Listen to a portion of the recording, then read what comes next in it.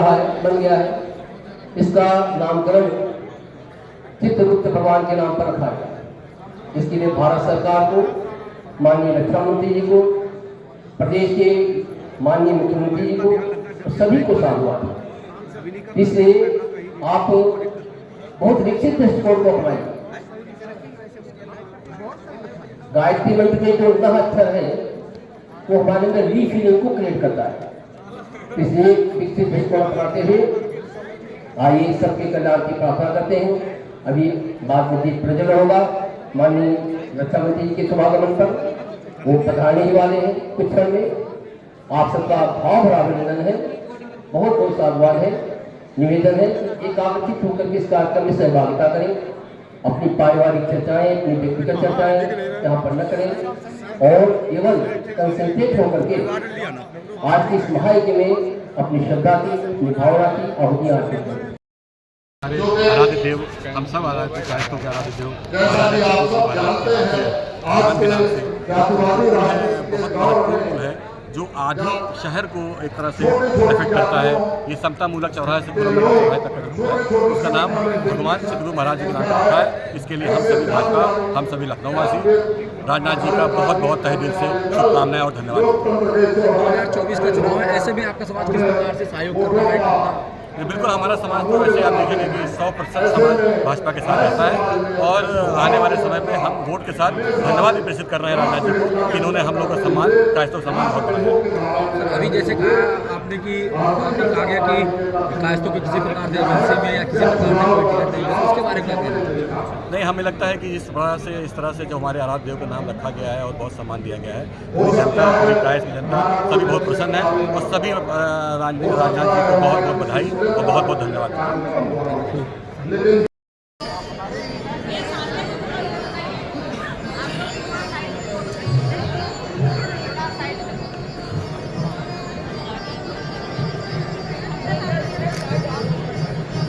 कार्यक्रम अभी हम लोगों को मात्र 24 घंटे पहले ही तय करना पड़ा, क्योंकि एक बड़ा हर्ष का, बड़ी प्रसन्नता का विषय था। यानी रक्षा मंत्री जी महाराज के नाम से कुबेर पुल का नामकरण करने की घोषणा करी। हम सबके लिए, पूरे जिलांश परिवार के लिए बड़े गौरव और गर्व का विषय है। और हम सब इस देश को जब भी हो तो कभी इमरजेंसी में झोंक देता था, कभी लोगों को जाति पाति में बांटने के लिए अध्यादेश लेते आता था। पर जब से भारतीय जनता पार्टी के प्रधानमंत्री अटल बिहारी वाजपेयी जी बने, तब पहली बार हमने देखा कि अंतर्राष्ट्रीय दबाव को भी दरकिनार करके हम अपनी अस्मिता से समझौता नहीं करते। और इसका सबसे जीता जागता सबूत तब मिला जब तमाम लोगों ने हमें रोका कि तुम परमाणु विस्फोट मत करो, हम तुम पे तमाम तरह के इकोनॉमिक सैंक्शंस लगा देंगे।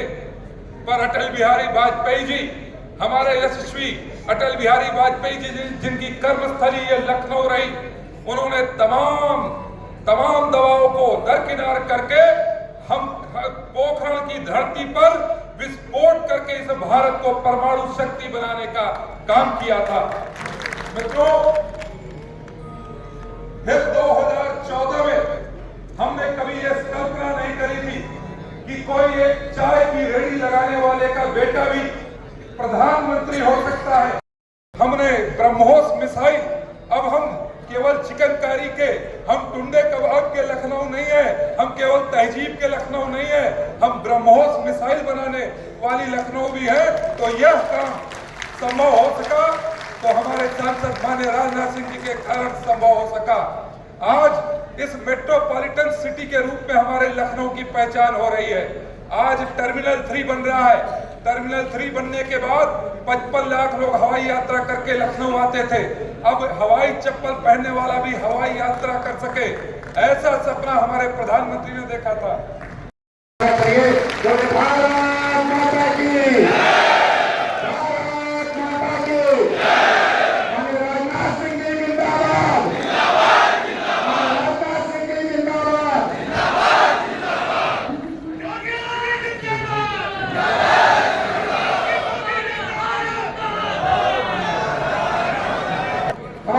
भगवान श्री चित्रगुप्त महाराज के नाम पर इसको लोकार्पण, उसका नाम करके हम सबको विरोध किया, और ये हम सबके सभी किसान भाइयों के लिए, हमारे परिवार के लिए बहुत गर्व का विषय है।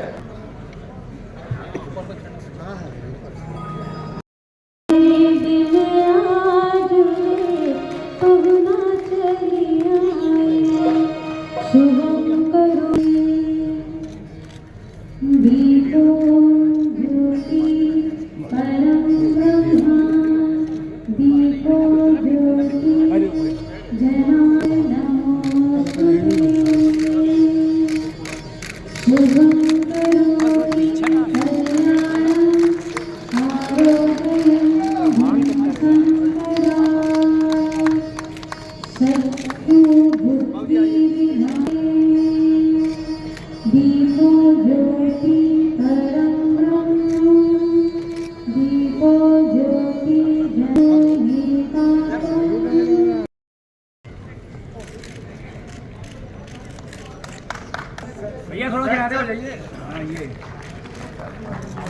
श्री संजीव वर्मा जी, श्री उमेश श्रीवास्तव जी, आदरणीय ज्योत्सना श्रीवास्तव जी, श्री संतोष श्रीवास्तव जी, श्री राजीव श्रीवास्तव जी, श्री आदरणीय विकास श्रीवास्तव यशस्वी नगर अध्यक्ष, जिनके नेतृत्व में लखनऊ महानगर बहुत कुशलतापूर्वक कार्य स्वागत अभिनंदन करें।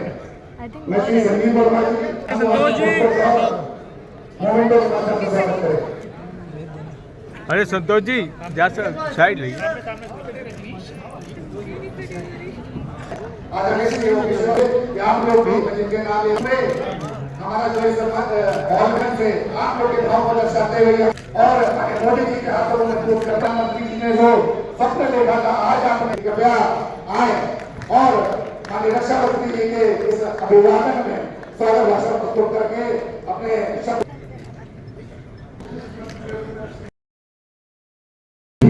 जोड़ने का काम किया है।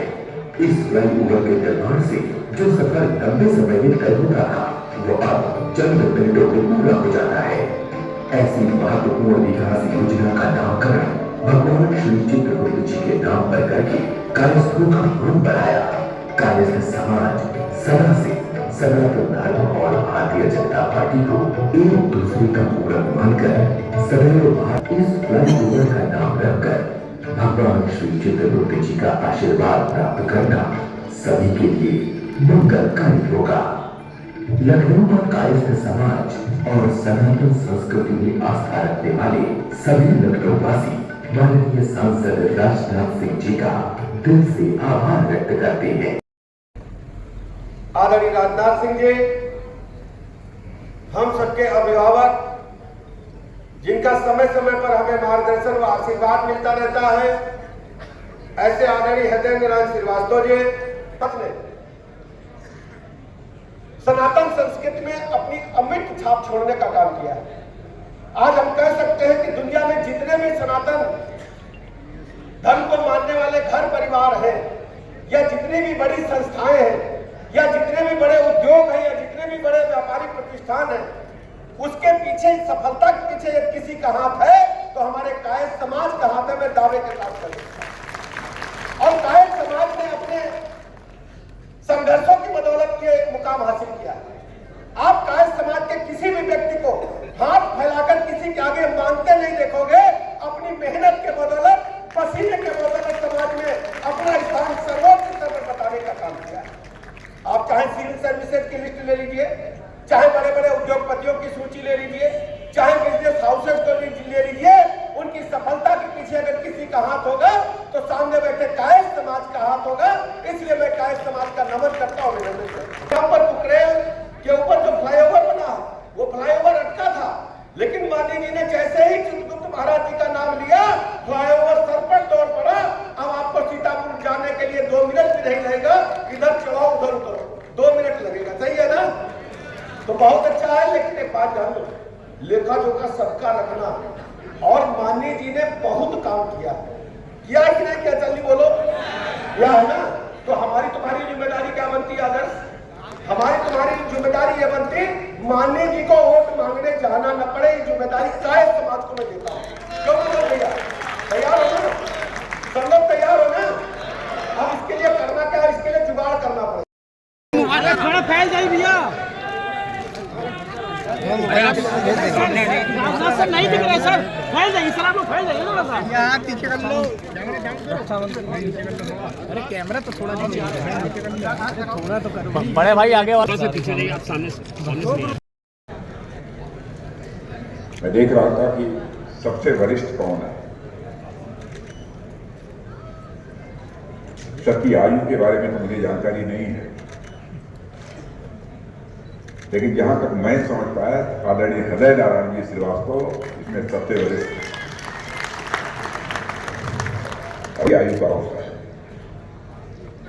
उसको हम लोग बहुत ही आदर और सम्मान की दृष्टि से देखते हैं। पहले मैं नाम लेना चाहूंगा आदरणीय हृदय नारायण जी श्रीवास्तव का, और कायस्थ समाज के हमारे अध्यक्ष हैं उमेश जी श्रीवास्तव। एक बड़ा दायित्व होने के नाते मैं मानता हूं कि जितना समय मुझे अपने संसदीय निर्वाचन क्षेत्र के लिए देना चाहिए उतना समय चाहते हुए भी मैं नहीं दे पाता। एक व्यक्ति नहीं होगा ऐसा लखनऊ का जो ये कह दे कि मैं लखनऊ गया हूं, मुझे समय दिया गया है और वो मुझसे मिल नहीं पाया है। वहां मैं मिलता हूं, यहां आता हूं तो हजारों लोगों से मिलता हूं। मेरा स्वागत क्यों किया जा रहा है? मैं कायस्थ समाज को ध्यान में रखकर भगवान चित्रगुप्त महाराज के नाम पर उसका नामकरण नहीं कराया है। बड़ा ब्रिज था, यह मेरे आस्था और श्रद्धा की अभिव्यक्ति थी कि मैंने कहा कि नहीं, भगवान चित्रगुप्त जी महाराज के नाम पर उसका नामकरण किया जाना चाहिए।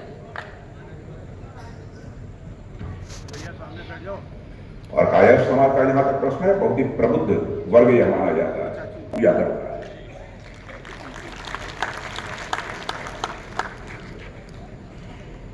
और उत्तर प्रदेश में ही नहीं बल्कि पूरे भारत में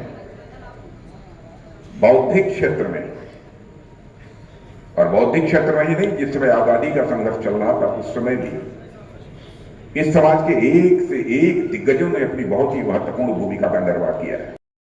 तो आगे ले जाने में भी आप सबका बहुत बड़ा कंट्रीब्यूशन है।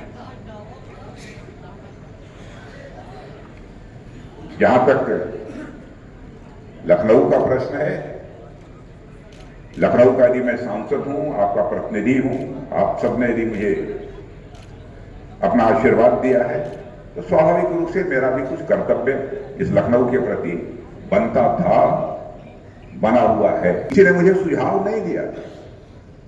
उस समय की एनेक्सी की बिल्डिंग, जो सबसे बड़ी बिल्डिंग थी सचिवालय की एनेक्सी, उस एनेक्सी का नामकरण भारत के पूर्व प्रधानमंत्री लाल बहादुर शास्त्री जी के नाम से किसी ने किया था, तो मैंने ही किया।